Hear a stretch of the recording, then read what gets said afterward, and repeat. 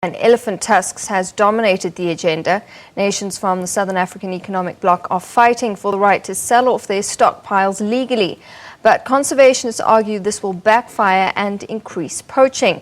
So let's get more on this now. We cross to Thami Dickson, who's been covering events there for us. Thami, good afternoon. If we look at this issue and the number of policies up for debate there, which are crucial in ensuring the protection of the environment, does politics get in the way of the implementation of these policies? Well, thank you very much, Natasha, and welcome here at Sandton Convention Center. Really, it's day 4 of this Cites conference. You are definitely correct. So far, what we have seen is that in the discussions that have taken place so far, much of what has happened has really been about politics. It's very true that this issue now is becoming more about politics than it is about wildlife, because the proposals that have come through so far have really had like political undertones. Let's take one issue, for instance, the selling of ivory stockpiles. Now, there are countries in the African continent in particular, and especially in the Southern Africa, where they've been pushing that they want to be allowed to sell the ivory stockpiles that they have. Let's take one country, for instance, Zimbabwe.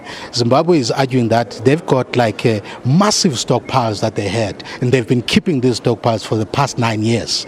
And the worth and the monetary value of the stockpiles that they have is about $10 billion US.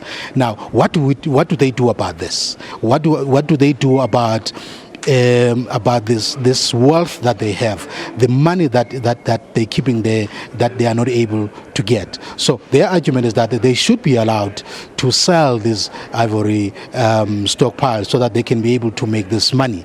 But obviously that has been rejected here, because they believe that if you put in more ivory in the market, you are actually incentivizing, you are encouraging the poachers, you are encouraging the killing of these animals. So that's one issue that tells you that politics are actually getting into play now in this issue. There are several other issues, including whether the domestic ivory market should be closed. It's also a very topical issue here, bordering really on politics more than it being a wildlife issue. Natasha? Right, and Thami, as we saw in that previous clip, it's World Tourism Day, and if we look at this parallel to the CITES conference, it's all about ensuring future generations of fauna and flora.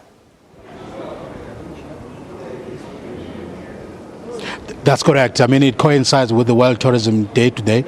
Some of the issues that have been discussed in other committees, they relate to that, especially the reptiles, the small animals, and so on. Because the idea really is that if you don't keep wildlife, if you don't protect wildlife, you might as well just shut down the tourism industry.